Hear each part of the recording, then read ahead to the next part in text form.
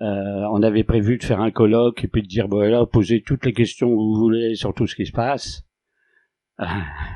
C'est un peu vague quand même. Donc, ce que j'ai prévu de faire, c'est pour les personnes qui ne connaissent pas beaucoup, pour les personnes qui me suivent pas beaucoup sur YouTube, de faire un petit résumé de la tradition primordiale et de la conception de cette tradition quant à la fin du cycle. Pour dire, ben voilà, ben finalement, en 2020, on en est là, parce que la dégradation du cycle qui dure depuis des millénaires arrive en bout de course aujourd'hui. Ah, forcément, je ne veux pas refaire tout ce que j'ai fait dans les conférences depuis 10 ans. Parce qu'en gros, dans les conférences, je parle toujours à peu près de ça, hein. C'est de faire quelques rappels et après, par rapport à ce que vous aurez entendu, ce que vous voulez savoir, des questions. Hein. Alors, on est quand même limité à 2 heures, ça peut déborder un petit peu, mais en gros, vers 21h, il faut que ça finisse. Même avant, 20h30, 20h30. Et il va faire nuit après, donc c'est... comment ça s'appelle? Le couvre-feu. Voilà. Donc ça va être quand même un peu limité. Je vais essayer d'abréger la première partie parce que je sais que ceux qui se sont déplacés jusqu'ici, c'est qu'ils connaissent déjà beaucoup de choses en ésotérisme. Si on a suivi mes conférences et une bonne partie, ce que je l'ai rappelé est archi connu. Hein. Donc voilà. Mais comme on me pose toujours la question dans la journée pour dire qu'est-ce que c'est que ça, qu'est-ce que c'est que ça, qu'est-ce que c'est que ça, ben on va voir un petit peu choses. Alors, on part de la tradition primordiale, puisque c'est la référence des références en ésotérisme. Hein. Donc, il y a des doctrines ésotériques, il y a une doctrine cathare, il y a un ésotérisme templier, il y a une franc-maçonnerie, elle a des principes, des idéaux.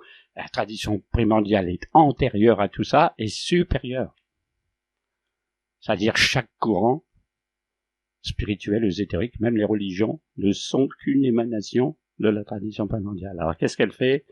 Elle a émis aux origines de l'humanité des grands principes de la vie sur Terre, de la condition de l'homme, de la condition de vie en société, etc., etc.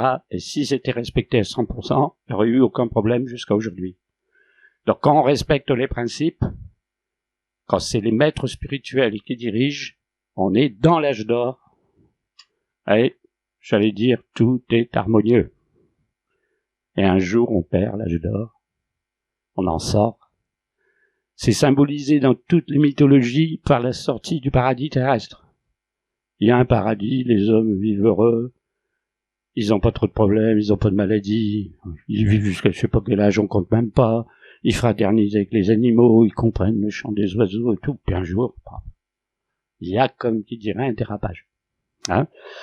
Voilà, donc je vous passe tous les grands principes. Un des grands principes de la tradition, c'est le pouvoir spirituel est supérieur au pouvoir temporel.